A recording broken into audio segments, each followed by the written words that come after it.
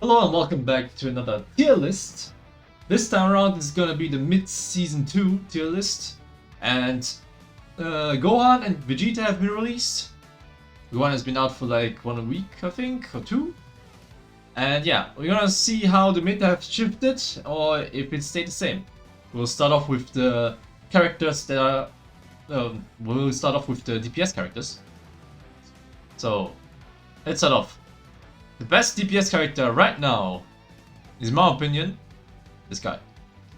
He has so much secure and such an easy laning phase, and he's super easy to play, which is why he's probably top 1 DPS in my opinion. And also his Genki Dama is just too valuable for boss secures, because this meta right now is just bosses. So yeah, he's top 1. Top 2 in my opinion would be Piccolo, because same reason for the boss secure. His special beam cannon can almost one-shot a boss if you fully charge it, which is why no, you want to have him high up in the tier list, since his lane phase is quite secure. He can farm from a distance.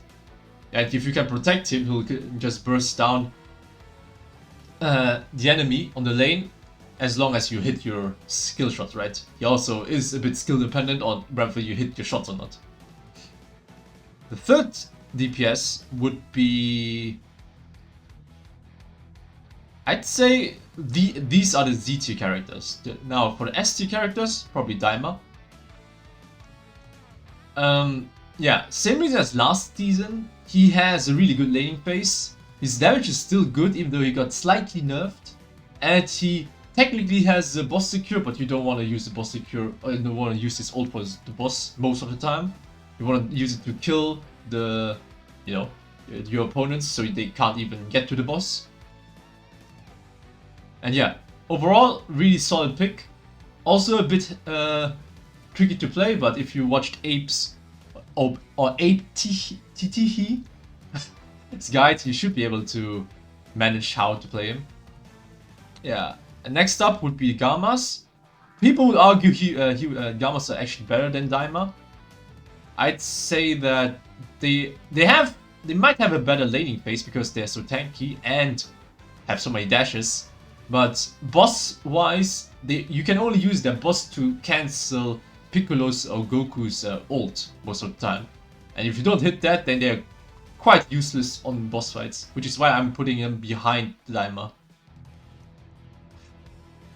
Next up would be, I'd say, A tier already. In A tier we have Super Saiyan 3, Bojack, and Kale and Toppo. I think they all share the same spot. While Super Saiyan 3 was really strong last season, this season shifted over to build up and having, having boss secures. And Super Saiyan 3 can't secure a boss, at least the first boss. You will be level 5 or 4 depending on how you play your lane. And you're just gonna miss out the first boss, which is really bad, given that if you have 2 bosses, you can just ignore all bosses later on and go for towers while your opponents are busy taking out the boss. Which is why he's still really solid after level 7. Like, he can TP to boss fights, he can TP to prevent people taking towers. But the early game is really weak, and it doesn't help him that he can't get his ult until level 7. Bojack, really strong, really good buffs, really tanky, really good against melee characters because of his field, so they can't escape him. But same issue, doesn't have a boss secure. He has a good laning phase because he can distance himself, but he has no escape. So once you get caught by, for example, a Vegeta kick or a Ultimate Gohan swap, you're pretty much dead, unless of course your opponents don't focus you. Toppo and Kale. Kale has a burst combo, which can help secure the boss. But she's really weak on lane. So it's kind of a double-edged sword picking her. Topo is the opposite. He has a really strong laning phase, but he falls off later on. His ult is okay for a boss secure because it is like the same size of a Genki Dama, but it explodes like later and doesn't do as much damage. But his laning phase carries him until the boss. So if you can manage to kill your opponents in the laning phase before the boss spawns, it's a free boss for you. Which is why I put Topo above Kale. Actually, you could argue, I forgot, you could argue that Oob might be actually better than Topo. Because he's quite the anti-meta character. He has, the second skill makes him so he can't get pushed around, so he has like immunity to CC. And the current meta is just CC. This Vegeta kicks you around, this guy kicks you around, this guy can stun you, this guy stuns you. And he has a boss secure with his ult. It's really slow though, because he needs to build up first. But if you play him correctly, it shouldn't make too much of an issue to play him really good and even be better than Super Saiyan 3. But since most people don't play him, I have not much experience playing against him. So I'll put him in the midfield of A. Now for the last DPSs, I'd go like this. Trunks is super fun, don't get me wrong. Trunks is my favorite character in this game right now. I mean, ever since it's released. But his boss secure is not good enough. He takes too long. His cooldowns are way too high. He didn't get buffed on his HP. And if you go build up, he barely does any damage. You can still run Snowball. I mean, Daimagoku's run Snowball still. But he will not do any damage. And you want to burst people down with Trunks. The issue is, if you burst them down and you don't kill them, well, he's completely useless because his cooldowns is like 11 seconds. 11 and 12 seconds. Actually, let me put this around. 18, really good, really solid laning phase, but her boss fights are trash. The moment people start through planet-sized ults and whatnot, she just falls off immediately. She wants to jump on people to kill them, so her laning phase is really strong, but later on, it's just, unless you have a lead, she's gonna fall off. And we don't talk about Deborah. Deborah is, yeah. He wants to stick to people, but doesn't have any follow-up mechanics, like, or can't run away. Like, he doesn't have any dashes. Like, he prevents people from vanishing, but only after a certain amount of time. So if you can just dodge around, he will not be able to stone you, unless your opponents really just stand there and you can attack them for free, which is why he's C tier for me. Moving next to the tanks. The best tank right now, undeniably, is Super Saiyan 4 Vegeta. Bro is so cracked, he's on his tier on his own. Yeah, I probably don't have to explain myself why he's there. Like, honestly, he's just too broken. His shield is impenetrable by most projectiles. He can stun people with his kick. The only bad thing is his right click or his first skill where he just jumps. But once you level it up to level 2 or level 3, it pulls people in. So it actually has some value in team fights.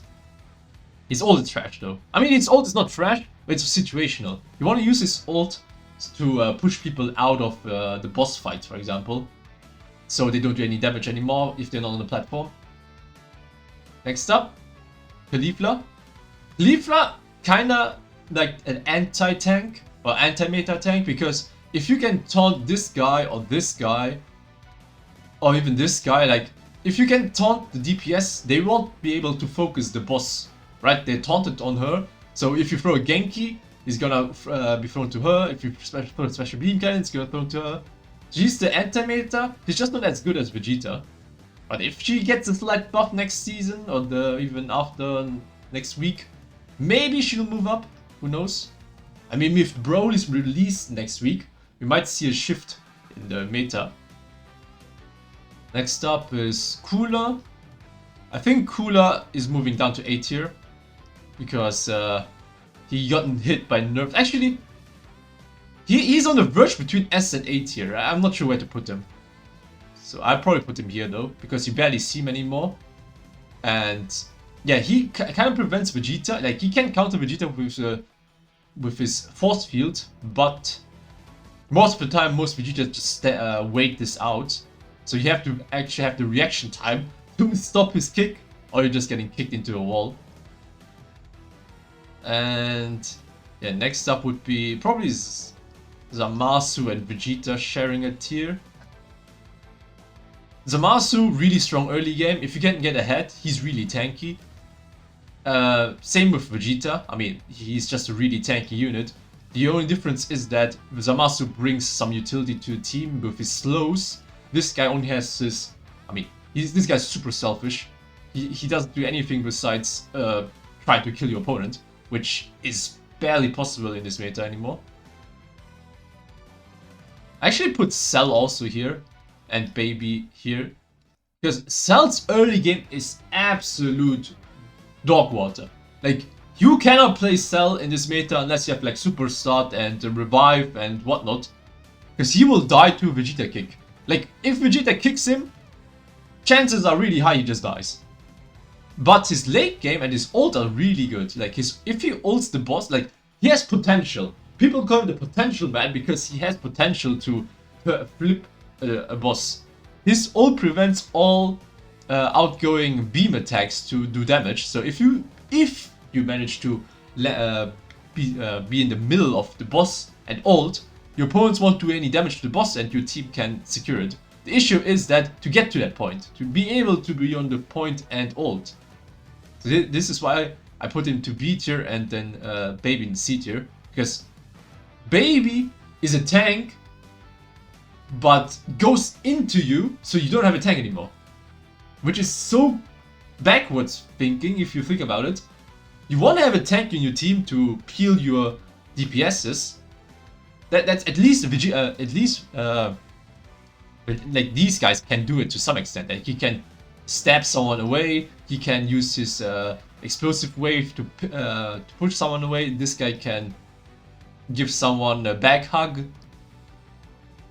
But this guy, the only peel he has is to push people around, and most people can just dodge it unless it's Super Start and use Max Skill 1, which you shouldn't probably. So yeah, he will be completely useless for boss fights, and having him on the team is real liability more than it helps you. Next up, we have the sports, and I'd say Ultimate Gohan and Kid Gohan are probably the best one.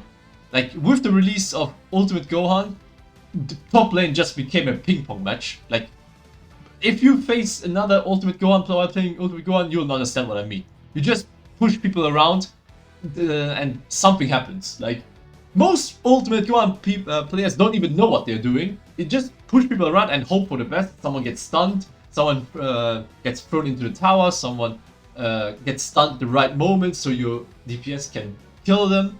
Like, I feel like most people don't even know how to play him. So they just spam their stuff and hope for the best. This Gohan still really strong. His kick, his support, his ult, all very, very good still. Nothing to complain about that. Next up would be probably 17 with his buffs. He got really buffed, but the issue is he's more of an he's more of an anti-meta support, because he can basically counter this guy. He can basically counter all his buffs by using his spells, since he turns buffs into debuffs, and this guy is a buff machine. But yeah, compared to the other supports, he's probably better. Now we have actually we can put Hit in front of him. Hit didn't get any nerfs, didn't get any buffs, but he's still really obnoxious to fight against. He has this ult that can just blind everyone, can stun, and if it's Cloud Stage, you better pray he's not behind you.